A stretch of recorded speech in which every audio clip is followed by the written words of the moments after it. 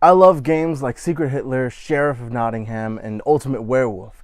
Games where you're trying to bluff with your friends, see who you can trick and who's too smart for it.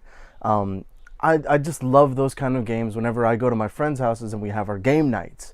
However, I've been itching to get a new one, and although my uncle did give me the Resistance, it's pretty much just a dumbed down version of Secret Hitler.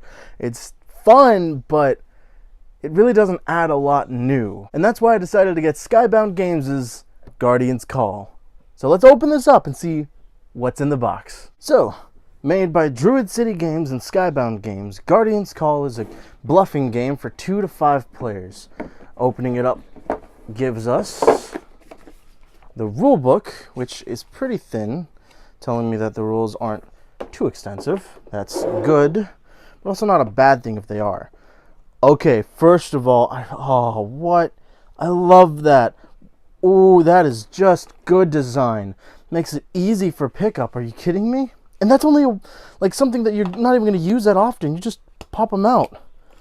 But they make it so easy to pick up. Oh, I love you guys. Then, of course, you get these tokens, which I will not pop them all out. I just wanted to pop a few of them because, well, they feel good. Seems you get 1 tokens, 2 tokens, 3 tokens, and then a 4 token over here. Oh, more 4 tokens and 5 tokens. Then 10 tokens, and then more 3 and 2. Then you got some, I guess, silver or bronze coins or something like that, copper coins. And then Guardian's Call down here. Guardian's Call. Different notifiers for characters. Different notifiers for characters. Then a little thing, Barnyard Roundup. What the hell? Sorcerer's City. I guess those are other games, maybe? Grim Forest. And Guardian's Call. That's interesting. Alright, so those are that. I'll pop those out in a second. Then you are greeted by the actual main board itself. So, it is just a one-sided board, and it is the castle. So you'll enter here, then go through here to get to the next area. Then you have the character cards. There's Zira, a priestess, with a nice Guardian's Call on the background. There's also Raven, a mage. Gorbak, the barbarian. Marcus, the archer. And Wilfrey, the paladin. I'll probably be playing Wilfrey because I love paladins. So, going on, we also have cards. And again, you can just move them over a bit, and you have enough room to stick your finger to get it out. And these are the simple ones, or they should be the simple ones, with a little plastic bit. There it is, right there. Boom. And you can easily rip that off.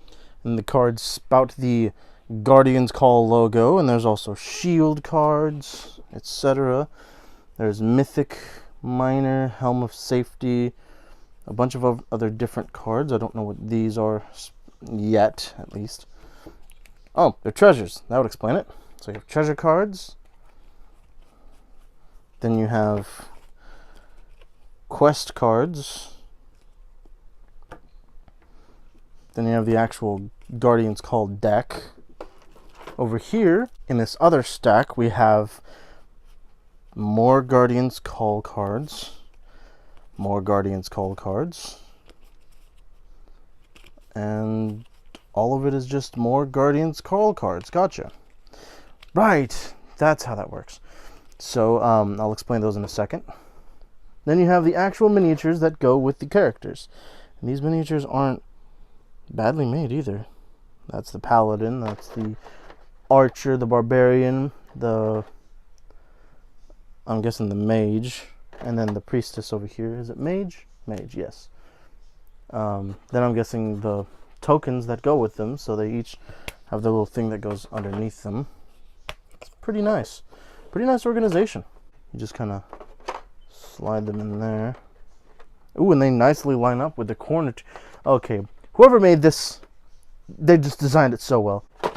Boom. Easy access, easy organization. Whoever designed this, you did a top-notch job. Okay, once again, before I actually start on the rules, because I'm going to try and set it up for an actual game, I want to just show you guys what this looks like organized. Like, just look how nicely everything fits in there. perfect place for everything. Then of course the character cards can just go right on top of that, and this can go right on top of that, and boom, just perfect fit. Perfect. Whoever designed the interior of this box did an amazing job. And yeah, I was pretty much right. You only need this. That's pretty much the first person token. The rest are just pretty much advertisements, which do a good job because, well, I love the Brothers Grimm stories, and I really love sorcerers, and I'm interested to see what Barnyard Roundup would be. Besides that, though, let's go ahead and get into the rules. Okay, and here we have an example of a setup game. We have 3 players. Each player will receive a character, and then 1 token for the other players in the game. So, for example, the Paladin will get a token for the Priestess and the Archer, and those will go in front of him. He'll get those, and she'll get those. Now, for the board, this is actually the castle. And so everyone starts on the number 1 square. Then on the 5, 10, and 15 square, you take these score tokens, 1 for each person starting from 5 and going down. So there's 3 players, 5, 4, and 3. In a 4-player game, it would add a 2 victory pointer, and in a 5-player game, it would add a 1. Then you put them from descending order in the 5, 10, and 15 spaces. Then you take all the quest cards, shuffle them up, and then draw 3 random ones and put them next to the castle board. After that, you shuffle the treasure deck and put it right next to it. Then you just put all the coins and whatnot in different piles and etc. Those will be used later in the game. To set up the Guardian deck, first off, before you shuffle anything, you need to know what the cards are. There are shield cards, spell cards, weapon cards, villager cards, artifact cards, and curse cards. Each character on their board will show how many points or what happens whenever you collect one of these cards. You will actually have your hand, and then you'll have your, I think it's called a tableau, down over here by your player board. So shields will mainly give you points, spells will do a different ability, weapons will give you different points depending on whatever. Villagers will also give you a different ability, move you up mainly, and then artifacts will also allow you to exchange 3 of them for 1 treasure card. You'll draw 2, look at them, choose 1 to add to your tableau, and then put the other at the bottom of your of the treasure deck. And then curses will mostly hurt you. They must be bluffed into someone else's tableau. If you get 1 of them, you have to sacrifice a card. If you get 2 of them, your opponent gets to kill one of your tableau cards. Or if you get 3 of them, opponent actually steals a tableau card from you. After that, it just takes up space in your tableau. So before you start this deck, all the cards must be in there, so I'll add these in. Each player receives 3 random cards from the shuffled deck. It will actually be shuffled. In fact, no way, I did somewhat shuffle this. It's just, I tried to shuffle it quickly, so whatever, that'll be his hand. So you shuffle that, then you take the deck and split it into 4. Once everyone has their hands, you split it into 4. So 1, 2, and then 3, and then 4. In this first pile, you'll take the war card and then add that in. Whoops. Then you'll shuffle it. Then in the second deck, you'll actually take the council card, and add it in there, shuffling that in. Then you'll take the first one, then the council one. Then you'll put the other 2 on top of those. And that will make the actual Guardian's Call deck. From there, you reveal 5 of them. And that is the actual shop you guys can buy from. Of course, I still need to shuffle these better, so whatever, don't blame me, whatever. On your turn, you will start off by replenishing this back to 5 from here. Then you get to choose what you do on your turn. You can draw cards until your hand is 6. You can draw from here or collect from there. Then you can buy a card directly to your tableau, not to your hand, but straight to your tableau. That means straight to your board for 3 coins. That's what these are, coins. You'll be collecting these every now and then. Or you can spend 5 coins to cure a curse from the market and then immediately gain 5 victory points. After that, you have the choice to either end your turn or offer cards to someone. When you offer cards, you can choose any number of cards in your hand and choose them to send to someone else. You then choose who you're going to send it to and flip their little token over. You have to use everyone else's until you have no one else, then you can flip them back over and offer to other players. So for example, let's say he wants to offer 1 weapon card and he's offering it to this player. He says, I'm giving you 1 weapon card. This player now has to decide whether or not he is telling the truth. If he guesses correctly, then he gets the card and a coin. However, if he guesses incorrectly, saying that this is not a weapon card, when it is, then this player gets the card and gets a coin. However, that's where the curses come in. If this guy had a curse in his hand and decided I'm going to offer a weapon and a curse, but says, hey, I'm giving you 2 weapons. He says it's true, then boom, he gets a curse as well as a weapon. That does hurt him.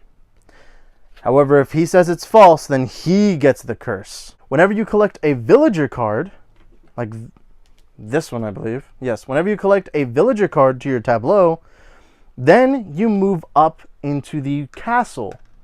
The higher you are in the castle, the better it is. Once you're here, you get whatever the top value is. However, once you get far enough into the deck where you reveal the council card,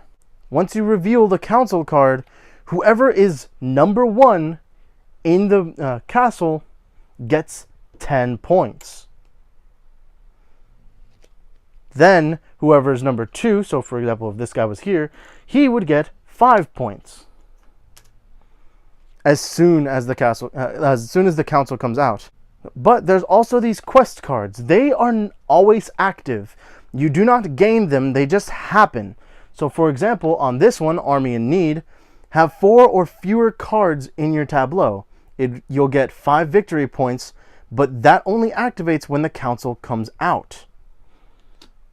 This one, for example, a War of Wealth, have more coins than each neighbor, is active whenever the war card comes out, and you gain 5 victory points. Once the war card comes out, which will be this one, again, whoever is number 1 and number 2 in the castle gets 10 and 5 points respectively.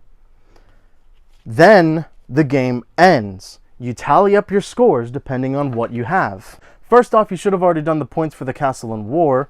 Then you get the quests achieved points. And then for the treasures, they will actually have the amount put on them. 11 points for that one. That one's crazy. You can get treasures by putting in 3 artifacts. Don't forget about that. Then quantity of weapons. However many weapons you have, if you're the first or second player, you get more points. Quantity of shields. You get a good amount of points for those, which will be written on your character card. Then coins. Coins will add up. I think it's every 3? Yes, coins are worth 1 point for every 3 coins at the game. Then victory points, which you just collected from moving along the castle and other things.